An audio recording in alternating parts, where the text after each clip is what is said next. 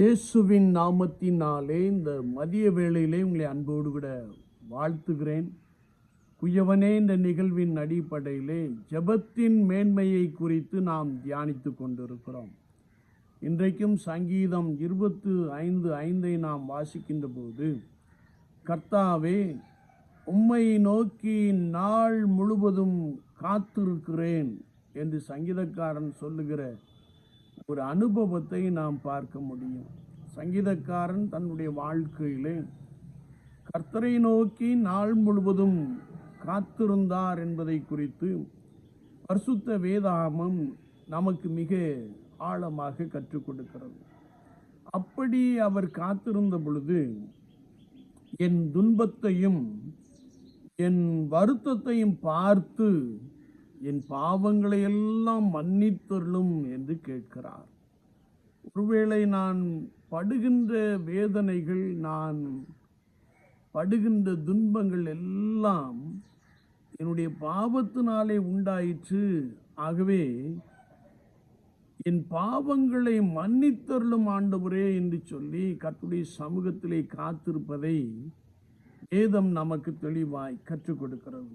அதோடு மாத்திரமல்ல, நீர் என்னை மன்னித்து எனக்கு ஒரு புது வாழ்வு கொடுக்கின்ற பொழுது என் நம்பிக்கை உண்மையில் எப்பொழுதும் இருக்கும்படிக்கு என்ற ஒரு வசனத்தை நாம் வாசிக்கிறோம். நாள் முழுவதும் உம்மை நோக்கி பார்க்கிறேன், உம்மையே நம்பி இருக்கிறேன் என்று சொல்லுகின்ற ஒரு வசனத்தை நாம் தெளிவாய் அறிந்து கொள்ள முடியும். அது மாத்திரமல்ல, என்னுடைய வாழ்க்கையிலே என் சத்துருக்கள் என்னை மேற்கொண்டு மகிழ விட்டாதிரும், முகாந்திரமில்லாமல் துரோகம் பண்ணுகிறவர்கள் வெட்கப்பட்டு போவார்களாக.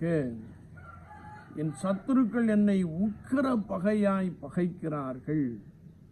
உடைய வழிகளை எனக்கு தெரிவியும், உடைய பாதைகளை எனக்கு போதித்தருளும் ஆண்டவரே என்று கேட்கிற ஒரு வார்த்தையை நாம் வாசிக்கிறோம்.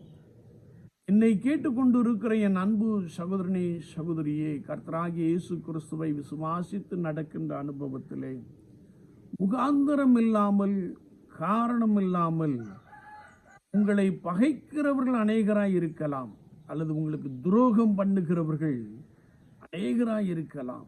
ஆனால் அவர்கள் மத்தியிலும், ஆண்டவரே, உம்முடைய வழிகளை எனக்கு தெரிவியும், உம்முடைய பாதைகளை எனக்கு போதித்தருளும், நான் நடக்க வேண்டிய வழியை எனக்கு காண்பியும் என்று சொல்லி கர்த்தருடைய சமூகத்திலே நாம் காத்திருக்கின்ற பொழுது ஆண்டவர் நமக்கு உதவி செய்ய வல்லவராக இருக்கிறார்.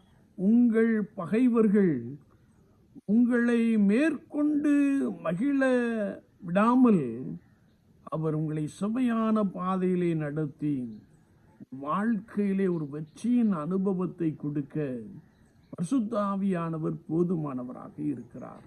எனவேதான் சங்கீதக்காரன் ஆண்டவரையே நம்பி இருக்கிறேன் என்று சொல்லுகிறார். என்னை கேட்டுக்கொண்டு இருக்கிற என் அன்பு சகோதரனே, சகோதரியே, விசுவாச வாழ்க்கையிலே கர்த்தராகிய இயேசு கிறிஸ்துவையே நம்பி நாள் முழுவதும் அவருக்கு நேராய் காத்திருங்கள். அவர் உங்களுடைய வாழ்க்கையிலே பெரிய காரியங்களை செய்கிறார். உங்கள் சத்துருக்களை உங்களை விட்டு விலக்கி போடுகிறார். காரணமில்லாமல் உங்களை பகைக்கிறவர்களுக்கு உங்களை விலக்கி போடுகிறார். அவர் உங்களுடைய வாழ்க்கையிலே உங்கள் சத்துருக்களை மேற்கொள்ளும்படியான சத்துவத்தை கொடுத்து உங்களை வளமாய் வழிநடத்த போதுமானவராக இருக்கிறார். ஆனால் வசனம் தெளிவாய் சொல்லுகிறது, நமக்கு மாம்சமானவன் சத்துரு கிடையாது என்று கர்த்தருடைய வார்த்தை சொல்லுகிறது. வேதத்தை நாம் தேடி வாசிக்கின்ற பொழுது கர்த்தருடைய வசனம் இப்படி சொல்லுகிறது, மாம்சத்தோடும் இரத்தத்தோடும் நமக்கு போராட்டம் அல்ல, வான மண்டலத்தில் பொல்லாத ஆவிகளின் சேனைகளோடு நமக்கு போராட்டம் உண்டு. நமக்கு சத்துரு யார் என்றால் பொல்லாத பிசாசு.